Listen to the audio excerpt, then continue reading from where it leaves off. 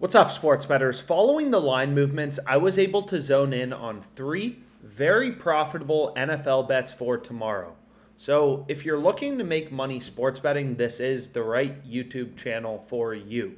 We explain to you how to follow the line movements. You can see NFL lines ripping around live.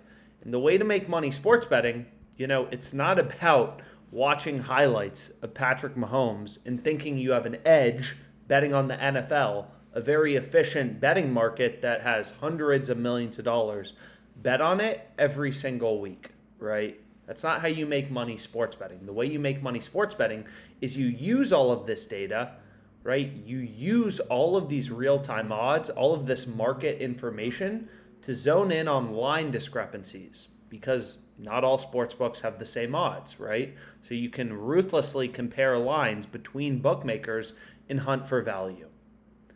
So let's get into it. Let's get into the first play I have. I'm excited about this video, so let's talk about it. The first bet, the highest profit margin bet, you can see I'm filtering to just see the NFL right now, is on FanDuel. So it's Justin Herbert over 25.5 passing completions on FanDuel at minus 114 odds. So if we take a quick peek, what you'll notice is, hey, Caesars only has minus 133, or they're all the way down at minus 133. DraftKings has this minus 135. Pinnacle Sportsbook, the sharpest bookmaker in the world, they're pricing this at minus 162. So there's huge discrepancies across the market. And of course, you want to treat every sportsbook kind of as an independent data point of where the line should be set, right? You want to use all of this information to try to figure out which bets have an edge. So Caesars minus 133, DraftKings minus 135. So we're getting like 20 cents of improvement from the two biggest US sportsbooks aside from FanDuel. And then you're getting like 50 cents of improvement, 48 cents of improvement from Pinnacle, which is the sharpest offshore sportsbook. So long story short, yeah, this seems like a bet I want to be on. If we click into the market, we can browse odds. It's completely free to browse odds. Any sport you want to look at, any game you want to look at, any market you want to look at, it's free to browse odds on OddsJam. So if we take a look at Herbert, you can see, hey, Bet365 has this minus 130, Bet99 minus 256, Betway minus 130, minus 135 on Caesars and BWin. So kind of looking across the entire market, then you get to FanDuel, it's like, yeah, this seems like a pretty dang good play at minus 114, considering all the sportsbooks have the over heavily juiced. So because every sportsbook sets lines independently, with their own models and stuff like that, they're taking bets independently from other sportsbooks. So maybe Pinnacle has had more action come in on Herbert. But because they're the sharpest sportsbook, the most efficient betting market, we're using this as an indication to see, hey, the over should be heavily juiced. And we're picking it up minus 114 on FanDuel. Right? This is the most sophisticated sportsbook. And just, you want to be a rational bettor. Right? Your job is not to win every bet. You'll actually notice, yesterday we had a decent day on Underdog Fantasy, but I had this pick to win 10K. Josh Hart, under 5.5 assists. It lost by 1 in like the final 20 seconds, I think. I would have made 10K here, 6K here, 3K here, 1.5K here, 4.5K here, and it keeps going. Like this guy in the last minute lost me $25,000. As a sharp bettor, that sucks. But I also understand its variance. These were all sharp picks. These were all bets with an edge that I found with OddsJam. Right? So you're not going to win every single bet, but as a sharp bettor, we're, again, using all this market information to try to zone in on sharp picks, and then we're tracking our profit and loss. How often are we beating the closing line? These are the numbers that matter, right? It's not about winning one specific bet. So here I have my play on Herbert, and it's really not, right? You'll notice on FanDuel, I have tons of bets, wins, losses. I'm placing thousands of dollars of bets, the max I can get down every day. It's not about winning every bet, right? It's about having a positive ROI in all of your plays and winning in the long run. So you can now sync your sportsbooks automatically with OddsJam, which is pretty cool in the bet tracker. And the reason it's cool is it gives you a very accurate representation of your profit and loss. So if you go to bets, you'll see on OddsJam, it's telling me, hey, this data is automatically synced. Like all my bets are automatically pulled from Caesars, WinBet, and Prize Picks.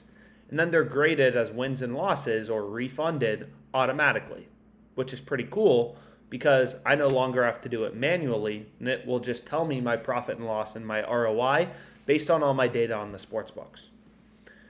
So Herbert over 25.5, pretty, it's a player prop market, so it's a little more obscure of a betting market, but just again, looking at data across the entire market, which is what you should be doing as a sharp bettor, it's like, yeah, I mean, being able to pick this up. Sorry, guys, it looks like it just moved to minus 122. Speak of the devil, I'm really sorry. I bet it minus 114, as you can see right here, right? And it looks like it just moved to minus 122. So OddsJam just updated it to show minus 122. So I apologize because you won't be able to tail that specific bet. But hey, the point of this YouTube as well is to teach you the strategies you should implement to make money sports betting, right? Because what's so fascinating about sports betting is all these sports books have different odds, which is very strange. This is the exact same bet. Herbert over 25.5 passing completions. And the odds on it range from minus 256 to now minus 122 is where it's best offered. So the same bet, you would have to bet $256 to win 100 in profit versus $122 to win 100 in profit. So massive discrepancies throughout the market. So the easiest, most rational way to make money sports betting is to look at the hundreds of sports books, their sophisticated models. These are all betting markets. They're taking action, right? And they're moving around lines based on all the action coming in. They're efficient betting markets. NFL money lines get hundreds of millions of dollars bet on them, right? So you want to use all this data to try to get a sense of, okay, what should the line be? And then you want to find those soft spots on sportsbooks, those rare soft spots on sportsbooks where bets are actually profitable. Like we can see for this Herbert play, this is the one bet from the Chargers game that actually has an edge. Out of the millions of odds on FanDuel, like if you just look at all this is just first half betting markets. There's just a lot of data, right? There's a lot of different things you can bet on, which is pretty fascinating. And this is just, so like let's say FanDuel has 1 million odds on its site across the entire sportsbook. Maybe it's 150,000. I'm not sure, right? This is just one NFL game. It probably depends on how many sports are going on as well. But what OddsJam's doing is it's just pulling all these lines from every sportsbook and finding you those few rare betting opportunities. Like you can see, there's only like 5 positive EV betting opportunities. There's not a lot. So out of, let's say, the 250,000 NFL odds on OddsJam right now, what the EV page does is it just says, hey, here are those spots where you're actually getting value on a sportsbook and the sportsbook's screwing up. So another thing that makes us like this play on Herbert at minus 114 is you'll notice any other sportsbook, they have his passing completions line, player passing completions line at 26.5. Bet Online, Bet99, Bet Rivers. So Bet99, they offer alternate, right? They have the main line at minus 1 at 26.5.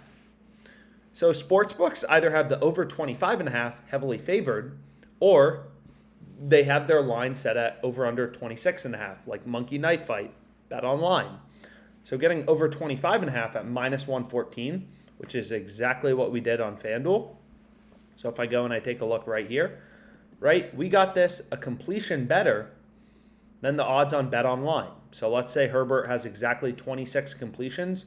We're winning our bet on FanDuel at minus 114 odds. And Bet Online, you'd be losing. The over 26.5 would not cash. Or over 25.5 would cash. right? So that's how you think as a sharp bettor. You're always looking for value, enough value to beat the VIG. You're like a savvy investor, basically, right? You're looking for enough value to beat the VIG, beat the juice. Next play I have, Colts +3 on the first half spread. So I locked this in. It looks like I'll need to add a picture because it logged me out. But I really love this play, and I hit it for $1,000. You can see once again, if we go ahead and we click into the odds, no other sportsbooks giving us above +100. Most sportsbooks have it -110, or -104. DraftKings has it -110. So just looking at the market, being able to get +3 at +100 seems pretty dang good. Some sportsbooks even have it at +2.5 at -106. We're getting half a point better, +3 at +110. It's incredible value. Absolutely a play we want to be all over. So I hit it for $1,000. Added it to my bet tracker. Next, I have under 46.5 in Ravens Saints +110. So this is Monday Night Football, but hey, still locked it in, which you'll see right here. I have the under 46.5. Again, I mean, just look how tight this market is on the Betfair exchange. This market is so active, peer-to-peer betting, there's only 3 cents in market width, right? It's an arbitrage bet. Very clearly, tons of value at +110. I locked it in. There are a couple other plays out there, but those are the 3 I have. And the market's dynamic. So what you do next, once you got some bets in, some sharp, profitable bets, it's not that complicated. You just go back to the EV page and you're like, let's see the new ones, right? And you can filter for any specific sports books, whatever you want to see. And now it looks like, hey, the best bet available is on Jalen Waddle. So maybe that's a play you want to go with, right?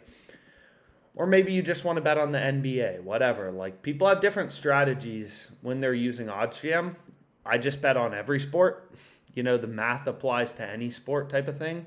But regardless, let's make some money.